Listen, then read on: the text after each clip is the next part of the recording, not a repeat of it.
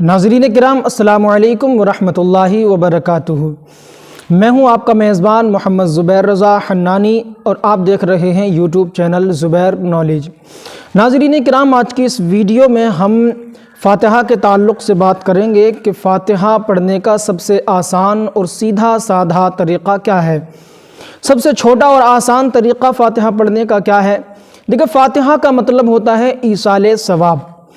فاتحہ کا مقصد ہوتا ہے کسی مرحوم کو، یعنی کہ اگر کوئی ہمارے رشتہ دار، ہمارے والد یا والدہ میں سے کوئی انتقال کر جاتا ہے تو ہم ان کو ایصال ثواب کرتے ہیں، اسی کو ہم فاتحہ کا نام دیتے ہیں۔ اب لوگوں کے ذہن میں ایک سوال پیدا ہوتا ہے کہ ہمیں فاتحہ کا طریقہ نہیں آتا، فاتحہ پڑھنی نہیں آتی، ہمیں فاتحہ یاد نہیں ہے۔ تو دیکھیں، فاتحہ اتنی مشکل بھی نہیں ہے، اتنی کٹھن بھی نہیں ہے، اتنی دشوار بھی نہیں ہے جتنا ہم سمجھتے ہیں۔ بہت ہی آسان طریقہ فاتحہ کا یہ ہے کہ اگر ہمیں قرآن پاک کی ایک آیت بھی اگر یاد ہے، زیادہ لمبی چوڑی فاتحہ یاد نہیں ہے، تو ہم اس آیت کریمہ کو پڑھ کر بھی ایصال ثواب کر سکتے ہیں۔ اب ایصال ثواب کی کئی صورتیں ہوتی ہیں۔ ہم ایصال ثواب کے لیے مسجد میں قرآن پاک بھی دیتے ہیں، مسجد میں صف وغیرہ بھی دیتے ہیں، یہ بھی ایک ایصال ثواب ہے۔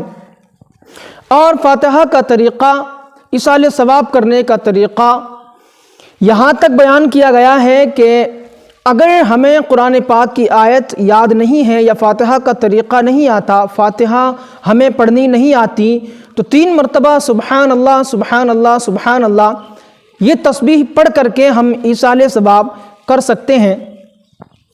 اب اگر ہم فاتحہ خوانی کرنا چاہتے ہیں، فاتحہ پڑھنا چاہتے ہیں، تو فاتحہ پڑھنے کا سب سے آسان اور سیدھا سادھا سب سے چھوٹا طریقہ یہ ہے کہ اگر ہم فاتحہ پڑھنا چاہیں تو ہمیں سورہ اخلاص تو یاد ہوتی ہی ہے، ہر بندے کو سورہ اخلاص یاد ہے جو ہم نماز میں پڑھا کرتے ہیں، قل هو اللہ احد اللہ الصمد لم یلد ولم یولد ولم یکن لہ کفوا احد۔ سورہ فاتحہ بھی ہم کو یاد ہوتی ہے، الحمدللہ رب العالمین الرحمن الرحیم مالک یوم الدین ایاک نعبد و ایاک نستعین اہدنا الصراط المستقیم صراط الذین انعمت علیہم غیر المغضوب علیہم ولا الضالین۔ اب 3 مرتبہ سورہ اخلاص یعنی قل هو اللہ احد کی تلاوت ہم کر لیں، اس کے بعد 1 مرتبہ سورہ فاتحہ کی تلاوت ہم کر لیں، اور اول اور آخر میں 3 مرتبہ درود پاک کا ورد کر لیں۔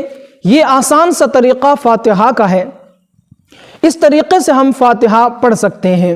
اب اتنی لمبی چوڑی فاتحہ ہمیں اگر یاد نہیں ہے تو یہ آسان سب سے چھوٹا طریقہ فاتحہ کا ہے۔ اب بعض لوگوں کی شکایت ہوتی ہے کہ ہمیں بخشنے کا طریقہ نہیں آتا، دعا کا طریقہ ہمیں نہیں آتا۔ اب اگر ہم بخشنا چاہتے ہیں، دعا کرنا چاہتے ہیں ایصال ثواب کے لیے، اب ہم نے قرآن پاک کی آیات تلاوت کر لی، اب سب سے پہلے ہم بخشنے کا طریقہ اس طریقے سے ادا کریں گے کہ یا اللہ تبارک و تعالی، ہم نے جو کچھ بھی پڑھا، قرآن پاک کی آیات پڑھی، جو بھی غلطیاں خامیاں ہوئی ہوں اپنے پیارے حبیب کے صدقے میں معاف فرما کر اپنی بارگاہ میں قبول فرما۔